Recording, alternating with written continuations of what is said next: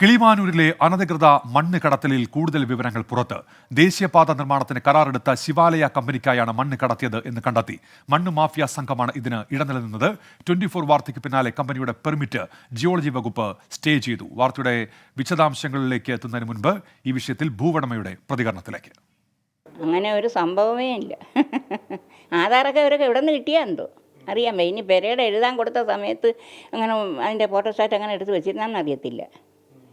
അല്ലാതെ ഞാൻ എൻ്റെ ആധാർ അങ്ങനെയുള്ള ഒരു രേഖകളും വാങ്ങിച്ചിട്ടുമില്ല. ഞാൻ ഒരു ഒപ്പിട്ട് കൊടുത്തിട്ടുമില്ല ഒന്നിലും. കള്ള ഒപ്പാണ് ഇട്ട് കൊടുത്തത്. അമ്മയുടെ ഒപ്പ് ഇതുമായിട്ടൊക്കെ ഒരുപാട് വ്യത്യാസങ്ങളുണ്ട്. അതേ കണക്ക് ഈ ഒരു അപ്ഡേറ്റ് ഒരു അഡ്വക്കേറ്റ് കൊടുത്തേക്കുന്നു, ഇത് കണ്ട് ബോധ്യപ്പെട്ടതായിട്ട്. ഇത് അമ്മയെ വന്ന് കാണുകയോ ഒന്നും ചെയ്യാതെ ഒരു നോട്ടറി ഇങ്ങനെയൊക്കെ ചെയ്യണമെന്ന് പറഞ്ഞാൽ സാധാരണക്കാരൊക്കെ ഇവിടെ ജീവിക്കണ്ടേ?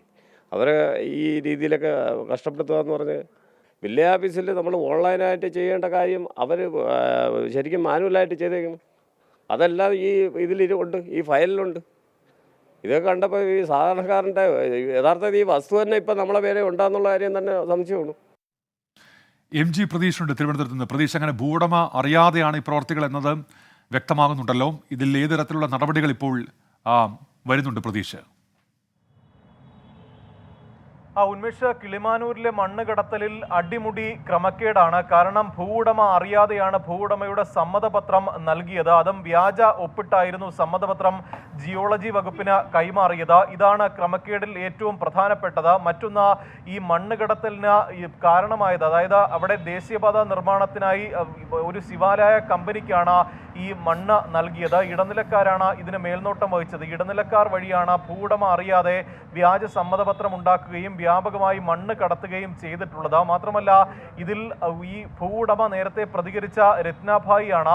ഈ രത്നാഭായി യാതൊരു കടലാസിലും ഒപ്പിട്ട് നൽകിയിട്ടില്ല, ഒരു സമ്മതപത്രത്തിലും അനുമതി നൽകിയിട്ടുമില്ല. പക്ഷേ എവിടെ നിന്ന്, ആരാണ് തൻ്റെ ഒപ്പ് വ്യാജമായി ഇട്ടത് എന്നതാണ് ഭൂവുടമ ചോദിക്കുന്നത്. അതിന് പിന്നാലെയാണ് ഇവർ പോലീസിലും മുഖ്യമന്ത്രിക്കും കളക്ടർക്കും അടക്കം പരാതി നൽകിയത്. പിന്നീട് മുഖ്യമന്ത്രി അടിയന്തര നടപടി സ്വീകരിക്കാൻ മൈനിങ് ആൻഡ് ജിയോളജി ഡയറക്ടർക്ക് നിർദ്ദേശം നൽകിയിരുന്നു. ഇപ്പോൾ ഈ ദേശീയപാത നിർമ്മാണത്തിനായി കരാറെടുത്ത കമ്പനിയുടെ ഈ പെർമിറ്റ് സ്റ്റേ ചെയ്തുകൊണ്ട് ഈ ജിയോളജി വകുപ്പ് ഉത്തരവ് ഇട്ടിട്ടുണ്ട്. ബാക്കി അന്വേഷണം ഇപ്പോഴും പുരോഗമിക്കുകയാണ്.